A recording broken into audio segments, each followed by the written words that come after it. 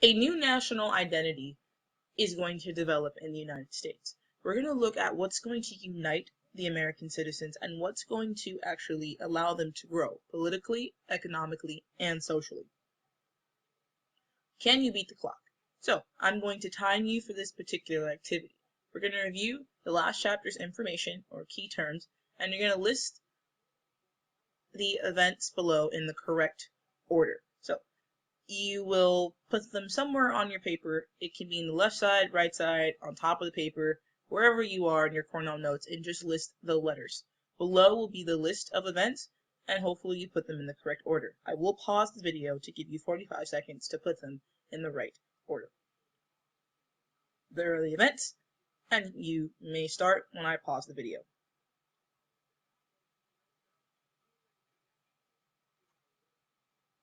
Below is the correct order in green. So hopefully we're able to figure this out and use the process of elimination. So Thomas Jefferson is elected president. He's the third president in our history. He's actually going to then do C, which the United States purchased the Louisiana territory from France. It's actually a good deal. We got the territory for $15 million from Napoleon because he really needed the cash.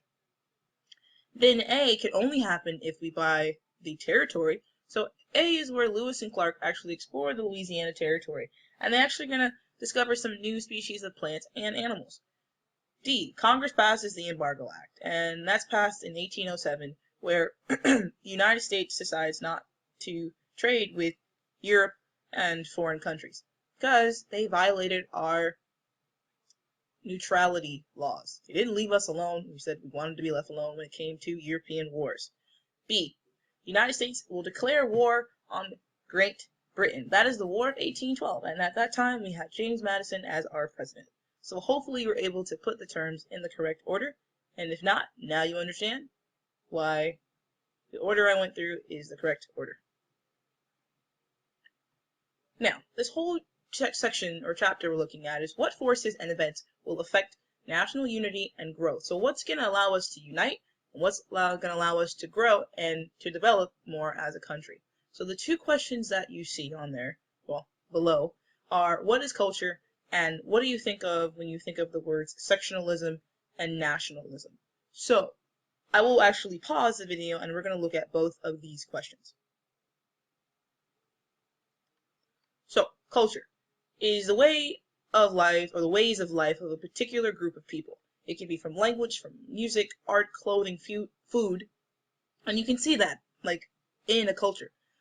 The base words of section, the second question, the base words of section and nationalism are very different. When you think of section, you think of different sections of something, that they can be divided.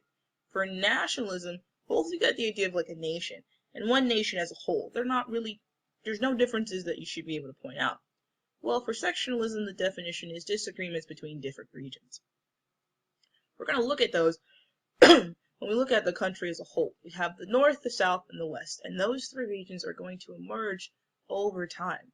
And one key issue is actually slavery. So for the North, you're going to have the people be anti-slavery, against the idea of slavery, because their economy doesn't really need it. The South, you're going to have them actually be pro-slavery because they need farmers, they need slaves for their plantations. And the West kind of has mixed feelings. And we're going to look at those in detail later on. But this whole chapter is actually about nationalism. It's about the feelings of pride and loyalty to a nation. Many of you have two different cultures, and you feel pride when you see both of those flags or you see anything associated with your culture. So nationalism is the focus in this chapter. There are two major themes, though, we're going to look at: politics and culture. Politically, the United States is actually going to develop peaceful relationships with Europe or European nations. And they're also going to develop national pride, even though they're dealing with very important state issues that have the opportunity to divide the nation. We're going to be learning about the Missouri Compromise of 1820. That's actually over the issue of slavery. The Cumberland Road Project, which is where we build the first federally funded road, and the Monroe Doctrine, which is a very important piece of document, or important document when we look at foreign policy and how we deal with other countries. And the doctrine will have a very long-lasting impact on the United States. So these are the connections to what you know or what you should know.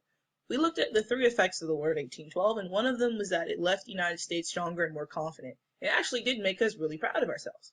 We beat the #1 power at the time, Great Britain. The United States is then going to turn to diplomacy.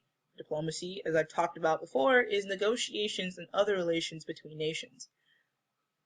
A mouthful. Basically how we communicate with other countries. And then as a way to settle international issues, we will use diplomacy.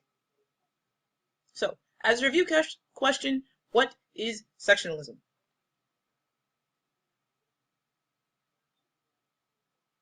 Great, good job.